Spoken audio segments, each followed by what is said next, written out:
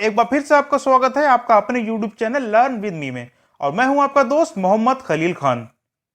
दोस्तों, अगर मैं आपसे पूछूं कि एक्सेल में सबसे ज्यादा किस फंक्शन को यूज किया जाता है, तो आप में से अधिकतर लोगों का आंसर होगा कि व्यू लुकअप फंक्शन को एक्सेल में सबसे अधिक यूज किया जाता है, जो कि बिल्कुल सही आंसर होगा।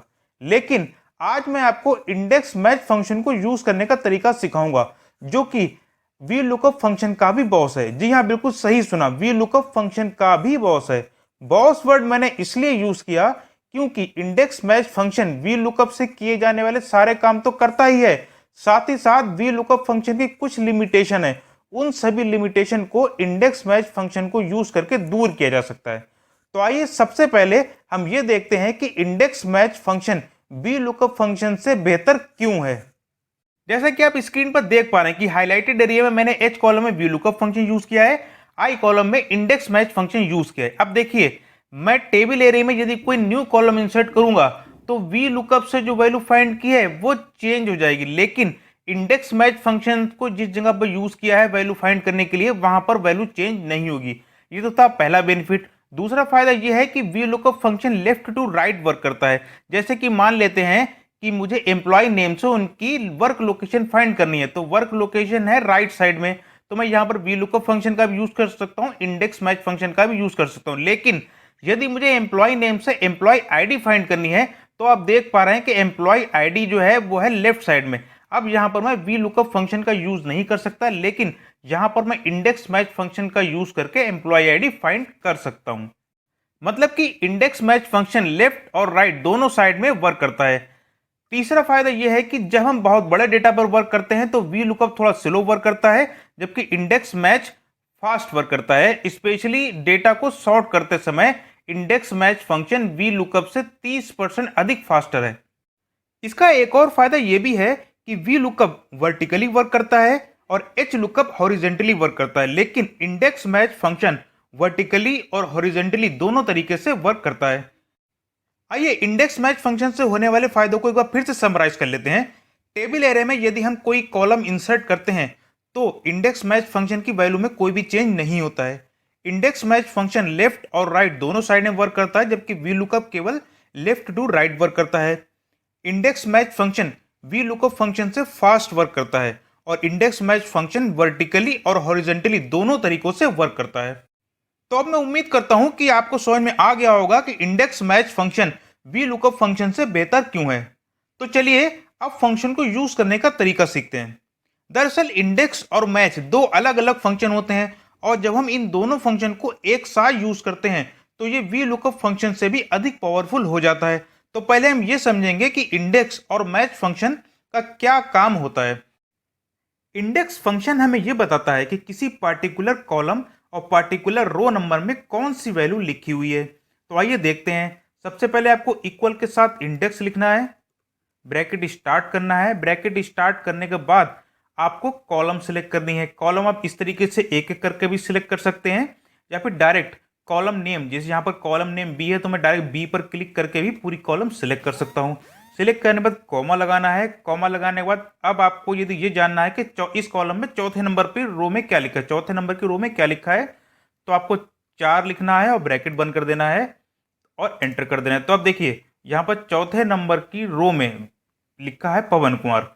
अब इसी तरीके से यदि जानना चाहते हैं कि बी कॉलम की तीसरे नंबर की रो में क्या लिखा है, तो आप इस फॉर्मूले को एडिट कर देंगे। एडिट करने के बाद 4 की जगह पर 3 कर देंगे और एंटर प्रेस कर देंगे। तो देखिए अब देदी यादव नाम लिखकर आ गया।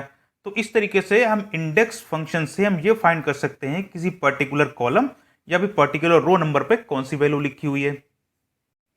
और मैच फंक्शन हमें यह बताता है कि किसी कॉलम नंबर में कोई भी वैल्यू कौन से रो नंबर पर रखी हुई है। अब मान लेते हैं कि मुझे फाइंड करना है कि बी कॉलम में पवन कुमार का नाम कौन से रो नंबर में लिखा हुआ है। तो मैं क्या करूंगा, सबसे पहले इक्वल के साथ मैच लिखूंगा, ब्रैकेट स्टार्ट करूंगा, फिर मैं रेफरेंस के लिए पवन कुमार के नाम पे क्लिक करूंगा, क्योंकि मुझे ये पता करना है पवन कुमार कौन से रो में नाम लिखा हुआ है। उसके बाद कॉमा लगाऊंगा। कॉमा लगाने के बाद मैं पूरा कॉलम सिलेक्ट कर लूंगा इस तरीके से,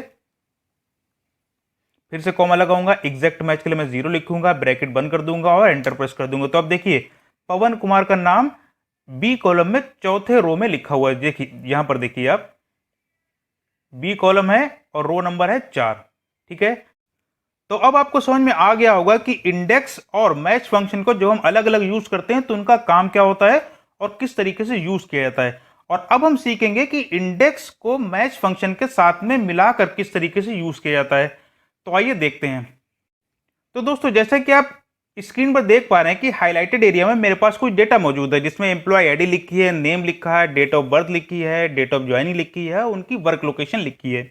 ठीक है, अब मुझे दूसरी जगह पर कुछ एम्प्लॉयज की वर्क लोकेशन और उनकी एम्प्लॉय आईडी फाइंड करनी, जैसे गोविंद सिंह की, पवन सिंह की, संतोष कुमार की वर्क लोकेशन और एम्प्लॉय आईडी फाइंड करनी है। तो आइए देखते हैं इंडेक्स मैच फंक्शन यूज करके हम वर्क लोकेशन और एम्प्लॉय आईडी कैसे फाइंड करते हैं। सबसे पहले आपको इक्वल लिखना है, इंडेक्स लिखना है, ब्रैकेट स्टार्ट करना है। अब यहां पर सबसे पहले मुझसे पूछा जा रहा है एरे।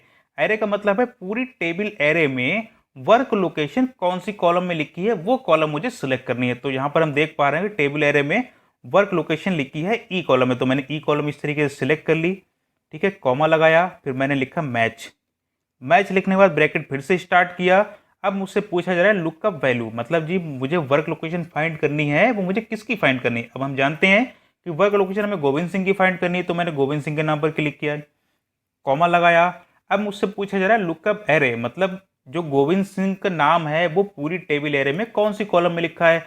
तो हम जानते हैं गोविंद सिंह का नाम बी कॉलम में लिखा है, तो मैं यहाँ पर पूरी कॉलम सेलेक्ट कर लूंगा, बी कॉलम। सेलेक्ट करने के बाद कॉमा लगाऊंगा, एग्जैक्ट मैच के लिए मैं 0 लिखूंगा और ब्रैकेट को बंद कर दूंगा। पहला ब्रैकेट बंद किया तो मैच फंक्शन क्लोज हो गया।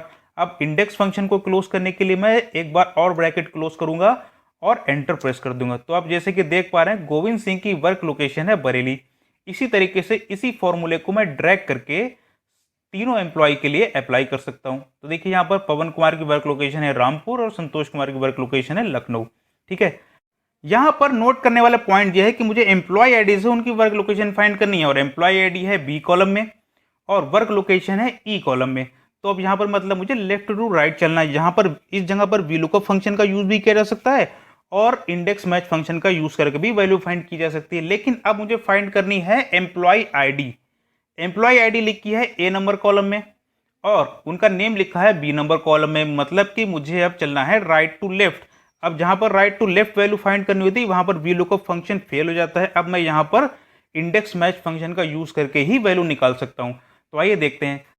सबसे पहले आपको लिखना है इक्वल इंडेक्स, ब्रैकेट स्टार्ट करना है। अब मुझसे यहां पर पूछा जा रहा है एरे, मतलब कि एम्प्लॉय आईडी पूरे टेबल एरे में कौन सी कॉलम में मौजूद है। तो मैं जानता हूं कि यहां पर एम्प्लॉय आईडी ए कॉलम में मौजूद है, तो मैंने इस तरीके से पूरा ए कॉलम सिलेक्ट कर लिया, कॉमा लगाया। अब मैंने लिखा मैच।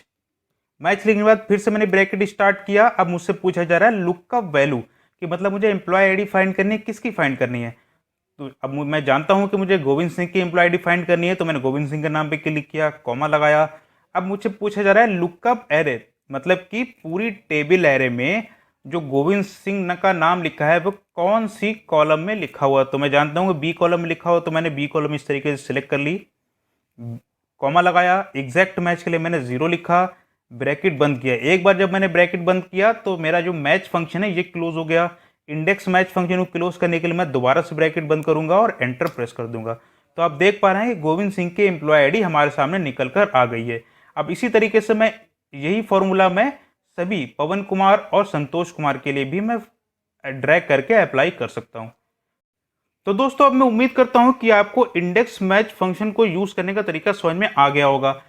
इसको अच्छे से सीखने के लिए आप अपनी वर्क फाइल पर 5 से 10 बार इसकी प्रैक्टिस करिए। उम्मीद करते हैं कि आपको बहुत अच्छे से ये याद हो जाएगा और एक बार आपको इसको यूज करने की आदत पड़ गई तो आप वीलुकअप फंक्शन को भूल जाएंगे। तो आज के वीडियो में इतना ही था। अब मिलते हैं अगले वीडियो में एक नए टॉपिक के साथ। वीडियो में बने रहने के लिए आपका धन्यवाद।